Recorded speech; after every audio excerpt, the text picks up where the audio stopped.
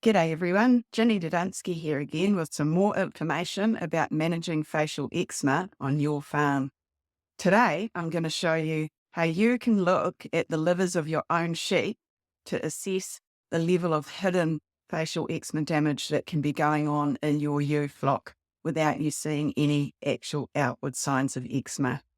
I've been provided with these livers by the team at Ovation and Fielding. Thank you so much for collecting these for us. So let's get to work and I'll show you what you can find hidden in your own flock. Okay, so we've got some different livers here on the bench. This first one is a relatively normal looking ewe liver. The side that we're looking at, if you were opening up your own sheep, that's the side that sits against the diaphragm.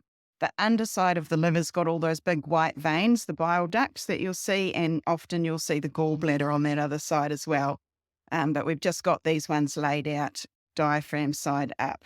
So that shape and colour and consistency of that liver, that's a normal liver. And we're just going to step through some progressions of worse and worse eczema damage as we go up this bench. So our next liver here, it's reasonably normal colour, but as we come around to the front of it here, you can see the front part of that liver there, near the blood on the bench. You can see how it's become white and scarred up. You can also see some more white stuff across to the left there. That white is the capsule of the liver, and all the liver tissue in there has been burned away by facial eczema. So all we can see there is the capsule that remains, and that paler colour up there towards the middle. That's scarred up liver tissue happening there as well. We come up to these next two on the bench. You can see this one here, even though the colour is relatively normal and it's still a nice big fat liver, the shape has changed compared to our first one. So in this liver, the lower parts of it have actually shrunk away with eczema, and that sort of division that you could see in the first one is gone. So that lower and front part of the liver has been burned away by eczema. Coming across here, we've got a liver where it's still got that division between the two lobes, the front lobe there sticking out to the right, and the main part of the liver at the base there.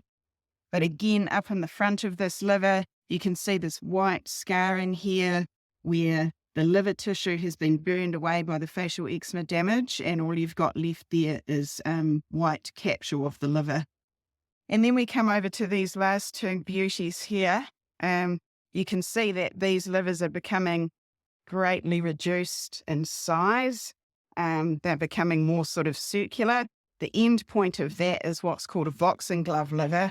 And this one is getting pretty close to that, where it's pale in colour because there's so much scarred liver tissue in there. And that capsule has a thickened appearance because there's less liver under the capsule, and you can see how shrunken up that liver is. And if we were to cut into it, you'd see that the liver tissue there is much paler and scarred. And here's a section cut into that most scarred up liver. You can see the whiteness and scarring of the liver tissue, particularly under the capsule there, and down in that area in the left where the facial eczema damage has burned away the normal liver tissue.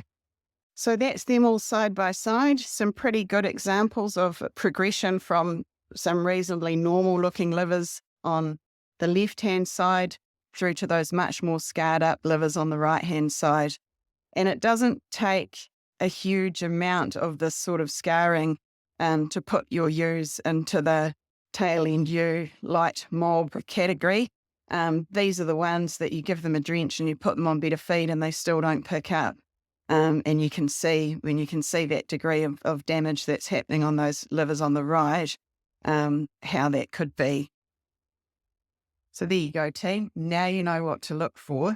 Next time you're doing some dog tuckers, take those livers out and have a more critical look at them. They'll give you a pretty good guide to the underlying level of some clinical eczema that'll be knocking the performance of your flock around without you actually seeing clinical signs. Hey, just making the point too that I've just looked at these livers in cow ewes after weaning. So it will have been 6 months at least since any of these ewes had any exposure to eczema toxin. So you'll find these livers at pretty much any time of the year. So it's worth having a look. I hope you enjoyed this and learned something, and we'll see you next time.